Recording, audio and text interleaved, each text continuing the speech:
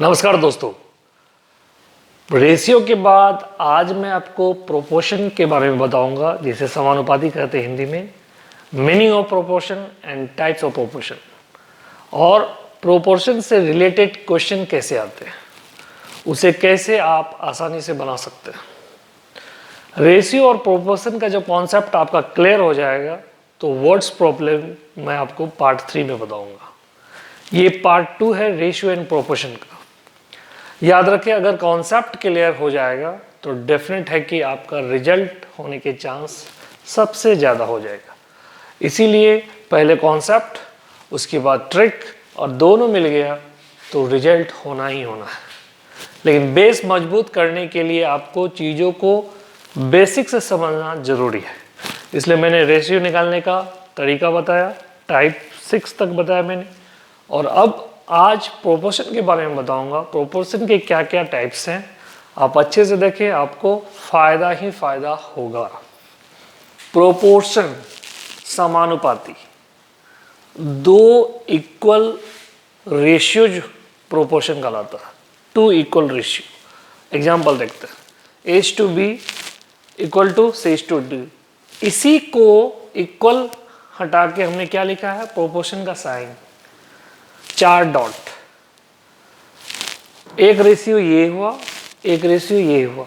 ये जो दो इक्वल रेशियो है यही प्रोपोर्शन है। क्लियर है? अब इसको हम आगे बढ़ के देखते हैं कि इसमें क्या क्या रूल्स हैं। पहले तो देख लेंगे कि ये A क्या है, B क्या है, C क्या है, D। First proportion A first position पे, सेकेंड प्रोपोर्शन B, ये B सेकेंड प्रोपोर्शन है, C third proportion and D fourth proportion. यहां भी क्लियर हो गया दोस्तों। अब यूनिवर्सल रूल है एक, उसको जानते हैं। Product of inner two equal to product of outer two, यानी इनर टू जो है उसका गुणनफल बराबर होगा आउटर टू के गुणनफल के। एक एग्जांपल के थ्रू इसको समझते हैं। A/B proportion C/D। ये C है, अब क्लियर इसको देखें, और ये D है। A/B प्रोपोर्शन है C/D। आपसे बोला गया कि प्रोडक्ट ऑफ इनर टू, तो प्रोडक्ट ऑफ इनर टू कौन हो गया, BC, और इसका गुणनफल तो B × C इक्वल है प्रोडक्ट ऑफ आउटर टू, तो ये AD यानी कि A × D, BC equal to AD। यही ये कहना चाह रहा है कि product of inner two is equal to product of outer two. तो ये सबसे बड़ा रूल प्रोपोर्शन का है। इसको समझ जाएंगे तो काफी क्वेश्चन सॉल्व ऐसे ही हो जाएगा। लेकिन इसके अलावा भी कुछ चीजें जानना जरूरी है। मीन प्रोपोर्शन हम जानेंगे, थर्ड प्रोपोर्शन जानेंगे, फोर्थ प्रोपोर्शन जानेंगे। तो चलिए मीन प्रोपोर्शन के बारे में जानते हैं। अब देखते हैं दोस्तों सेकंड नंबर पे mean proportion. If A and B are two numbers, यदि A और B दो संख्याएं हो तो मीन प्रोपोर्शन क्या होगा, MP equal to √AB। Clear हो गया? इसको आप याद कर लीजिए, इसका यूज है आगे चलकर। Third proportion, third number, third proportion. यहां भी यदि A और B दो संख्याएं होगी तो थर्ड प्रोपोर्शन क्या होगा, B² A। क्लियर हो गया? अब आते हैं फोर्थ नंबर पे, फोर्थ प्रोपोर्शन। यहाँ A B C अगर 3 नंबर हो तो फोर्थ प्रोपोर्शन क्या हो जाएगा, B × C यानी BC/A। ये 3 फॉर्मूला और एक universal, product of inner two equal to product of outer two, ये तो काम करता ही है, लेकिन इस तीनों का भी यूज होता है। और कहाँ होगा हम क्वेश्चन के थ्रू समझेंगे। तो चलिए देखते हैं कुछ एग्जांपल्स। एग्जाम्पल में मैं 4 क्वेश्चन आपको आज सॉल्व करके बताऊंगा। इसी 4 क्वेश्चन से आपको पता चल जाएगा कि प्रोपोर्शन कैसे सॉल्व किया जाता है। और कई एग्जाम्पल्स आगे के पार्ट में मैं आपको दूंगा, जिससे और अच्छे से आपकी तैयारी एग्जामिनेशन पर्पज से हो जाएगी। तो देखते हैं आज का ये पहला क्वेश्चन, जिससे प्रोपोर्शन आपका काफी हद तक क्लियर हो जाएगा।